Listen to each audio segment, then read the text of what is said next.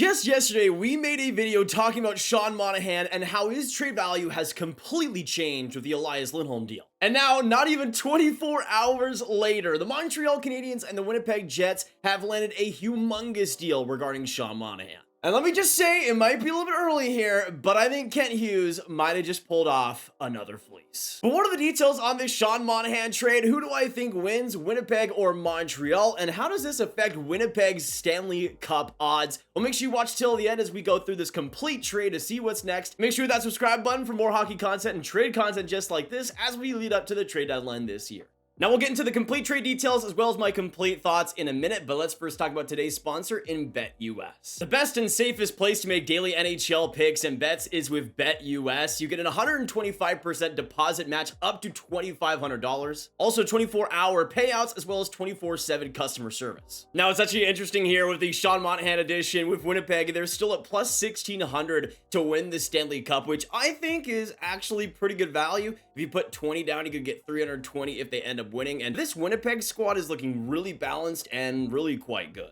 Plus, if you want to make predictions on the conference winners and the divisions, even Stanley Cup winners and award predictions as well, the best place to do it is BetUS. You also got some pretty fun NHL specials. Right now, they're doing one with the Edmonton Oilers winning streak. You can bet on when that winning streak will end if you want to go against your team, or if it's some different team. If you want to say they'll lose against Vegas, you can do that too. But BetUS is the best place to play with all sports, so make sure you join BetUS today. Go in the description, and thank you so much to BetUS for sponsoring today's video. Now let's get into the nitty-gritty details with this trade regarding Sean Monahan getting sent to the Winnipeg Jets, and it was an absolute blockbuster here today, folks. We were talking about with Monahan's value, it raising quite a bit because of the Lindholm trade, and it definitely was raised. The center market was pretty thin, whether it would be a player like Monahan or a Henrique available, maybe a Nick Dowd. There really wasn't that many options left on the table. And for these contending teams, a lot of them needing a center, Monahan was probably the best option available. And it makes sense considering how good he's done this year and really the past couple of years for Montreal. 35 points this season, 13 goals, 49 games. He has 8 points in his last 5. He's been on fire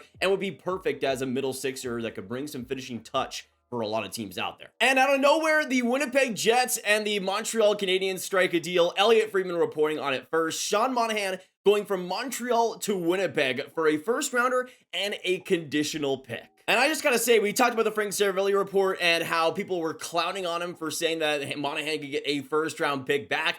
Well, how do those people feel right now? Kent Hughes, masterclass confirmed. There was also some rumors that Montreal is maybe looking for more of a prospect package in a Monahan deal, but of course that was quickly struck down, and the Habs get a first rounder and another pick as well, and this is just beautiful value. Already getting a first round pick for taking on Monahan's contract, and now getting a first and a pick back is sensational. But Frank Seravalli would give us the complete details in the deal. For Winnipeg, they would get Sean Monahan. In exchange, the Habs would get a 2024 first, a conditional 2027 third round pick, and there's no salary retained on the Monahan contract. Now, that third rounder could be whatever. We'll see what happens. It's in a few years' time. But getting a first round pick for Sean Monahan and more, even a third round pick on top of that, I don't even think I was expecting that. But again, going back to that Lindholm trade, because of how many assets went back to Calgary, as well as just a big premier center being off the market, that let Sean Monahan really maybe as the best player available and also raised the trade price as well.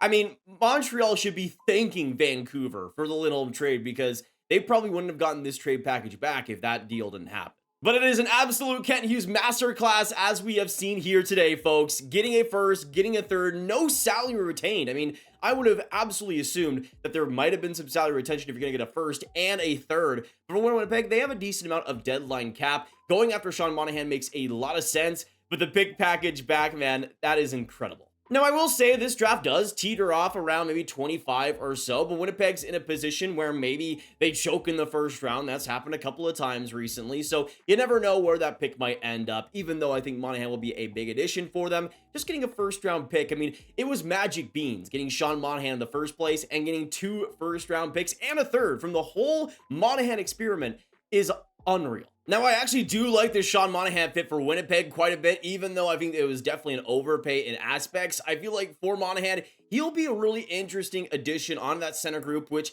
had some worries, had some questions with Nemestikov being a second line center, not really having the greatest face-off percentage. Monahan can definitely improve that, add some scoring punch, and make that just a more balanced roster. Now, you look at the Jets lineup right now, and obviously Mark Scheifele being out makes it look a lot weaker, and maybe right now they're able to just put Sean Monahan immediately on the first line with a Kyle Connor and a Gabe Vilardi. That would be absolutely incredible. But I do feel like once you do have a player like Scheifele coming back, it just brings so much more balance. You could have, of course, a Scheifele right there on the first line. Maybe they want to have a player like Monahan on the second line center's position, then maybe Lowry as the third line guy. Maybe you put Nemestikov on the wing. There's a lot of interesting ways that this Jets lineup can really shape around Monahan. And just like with the Canucks and Lindholm, it gives them a lot more versatility. It gives them a center lineup that's a lot deeper, especially on offense. And, you know, gives a second line center that they can rely upon with some offense, bring some scoring punch. And I think getting that off the complete shoulders of Mark Scheifele is pretty important too. Even though a player like Adam Lowry has had a pretty solid year on offense, I still don't think he's your ideal second line center in terms of offensive output. I mean, a player like Nemestikov was able to hold that strong, but again, some of that overall points, especially on the face-off dot, were lacking. So I think for Monahan, it made a lot of sense to go after him if you're Winnipeg, even though the price was strong. I mean, for this Jets team, it's just like Vancouver. This is a team that has given you every reason to buy in, every reason to go all in for this year, because you never know when you'll have a better chance. You'll never know when Connor Hellebuck, Mark Scheifele, Kyle Connor, all these guys are still at this elite level, which they are right now. You also just take a look at the entire Western Conference here, and it's just so competitive. There's so many teams out there that could be in the mix. And for Winnipeg, even though they've had a great season up to this point, I mean, playoff-wise, fit in very well, they might have needed that extra jump, that extra little something to be even bigger of a contender. I mean, for Winnipeg, they might not even be done. Maybe they add a defenseman, maybe they go for some more depth as well at the deadline. I could absolutely see that. So even though Winnipeg is in a good spot, I like they weren't just complacent. They went after something big. And I think if you're going to spend the first round pick on any year, it might as well have been this season. But now they stack up much better versus teams like Dallas, teams as well like Vancouver, who have this big center depth now, especially with the Canucks. And it makes them a bigger playoff contender, a lot more of a serious playoff contender as well.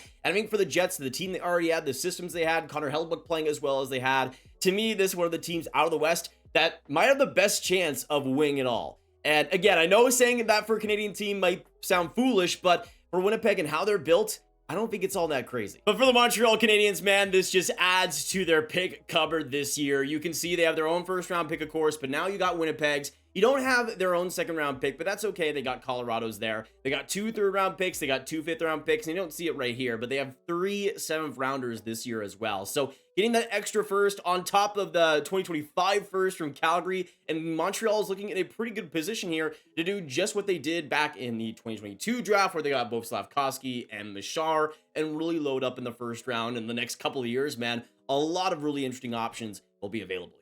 Now, when we go on Tankathon, right now they're projecting Winnipeg as the conference final losers, so putting them at 30th in the Tankathon race. And if Montreal were to get the 30th overall pick from that, you know, that would be not the best thing in the world, but it also wouldn't be the worst thing. With Winnipeg, that's kind of around the position I could see them going. I could see Winnipeg making a pretty solid run. At my spot at number 30 in my prospect rankings, I got Kamil Bednarik out of the UNCDP. He's a player that could be a solid middle sixer, so even though there isn't the best options in the world at that spot, you could still find some pretty valuable NHL pieces, and nobody that's going to be a star for you most likely, but still, I think getting that first rounder is huge, and again, just the versatility in this draft for Montreal is way bigger now. What a friggin' trade by Kent Hughes and this Montreal team, man. It's absolutely bonkers. I mean, I was kind of expecting a first round pick to go back for Monahan, but that was it. To be able to get another conditional third is incredible, and just even more on top of just an incredible surplus for Montreal. And